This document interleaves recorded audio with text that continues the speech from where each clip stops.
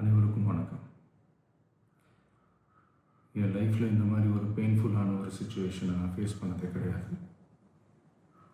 மனசு முழுக்க வலி வலி மட்டும்தான். இந்த சுற்றுப்பயணத்தில் என்னென்ன மக்கள் பார்க்க வராங்க, அதுக்கு ஒரே ஒரு காரணம் தான், அவங்க என் மேலே வச்சிருக்கிற அன்பும் பாசம். அந்த அன்புக்கும் பாசத்துக்கும் நான் எப்பவும் கடமைப்பட்டிருக்கிறேன். அதனால தான் இந்த சுற்றுப்பயணத்தில் மற்ற எல்லா விஷயங்களையும் தாண்டி மக்களுடைய சேஃப்டி, அதில் எந்த காம்ப்ரமைஸும் பண்ணிடக்கூடாதுன்றதுக்காக தான் அது என் மனசில் ரொம்ப ஆழமாக இருக்கும் அந்த எண்ணம்.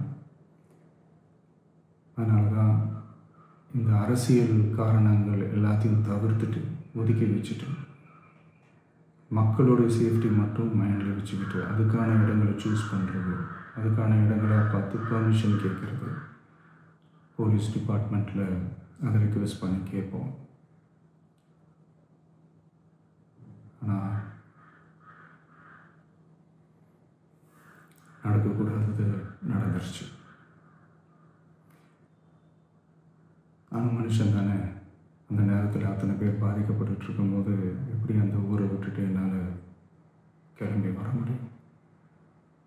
நான் திரும்ப அங்கே போகணும்னு இருந்துச்சுன்னா அதை ஒரு காரணம் காட்டி அங்கே வேறு சில பதட்டமான சுச்சுவேஷன்ஸ், வேறு சில அசம்பாவிதங்கள் அந்த மாதிரி எதுவும் நடந்துடக்கூடாதுன்றதுக்காக தான் நான் அவாய்ட் பண்ணேன்.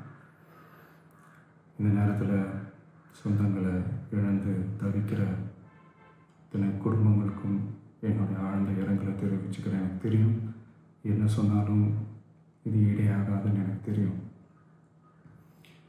ஹாஸ்பிட்டலில் ட்ரீட் பண்ணிகிட்ருக்கிற எல்லாருமே சீக்கிரமாக க்யூர் ஆகி வரணுன்றதை இந்த நேரத்தில் நான் வேண்டிக்கிறேன். கூடிய சீக்கிரமே உங்கள் எல்லாரையும் நான் சந்திக்கிறேன். இந்த நேரத்தில் எங்களுடைய வலிகளை, எங்களுடைய நிலைமையை புரிஞ்சுக்கிட்டு எங்களுக்காக பேசின அரசியல் கட்சிகளை சார்ந்த நண்பர்கள், தலைவர்கள் அனைவருக்கும் என்னுடைய நன்றியை தெரிவிச்சுக்கிறேன். கிட்டத்தட்ட ஒரு 5 மாவட்டத்துக்கு பிரச்சாரத்துக்கு போனோம். இந்த மாதிரி எதுவுமே நடக்கல. ஆனால் கரூரில் மட்டும் ஏன் எப்படி நடக்குது, எப்படி நடக்குது? மக்களுக்கு எல்லா உண்மையும் தெரியும். மக்கள் எல்லாத்தையும் பார்த்துக்கிட்டு இருக்கிறாங்க. கரூரை சேர்ந்த அந்த மக்கள் அந்த உண்மையெல்லாம் வெளியில் சொல்லும்போது எனக்கு கடவுளே நேரில் வந்து இறங்கி அந்த உண்மைகள்லாம் சொல்கிற மாதிரி எனக்கு தோணுச்சு. சீக்கிரமே எல்லா உண்மைகளும் வெளியில் வரும்.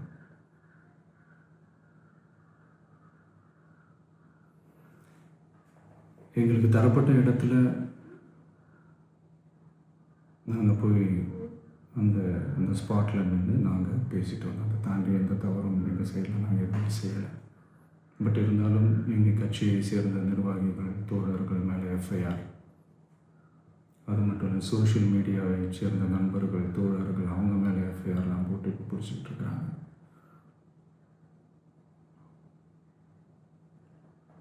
சிஎம் சார், உங்களுக்கு ஏதாவது இந்த பழி வாங்கணும் அப்படின்ற எண்ணம் ஏதாவது இருந்துச்சுன்னா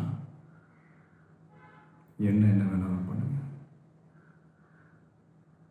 அவங்க மேலே கை வைக்காதீங்க. நான் ஒன்று வீட்டில் இருப்பேன், இல்லை நான் ஆஃபீஸில் இருப்பேன். என்ன வேணாலும் செய்யுங்க. நண்பர்களே, தோழர்களே, நம்மளோட அரசியல் பயணம் இன்னும் ஸ்ட்ராங்காக, இன்னும் தைரியத்தோட கண்டினியூ ஆகும்.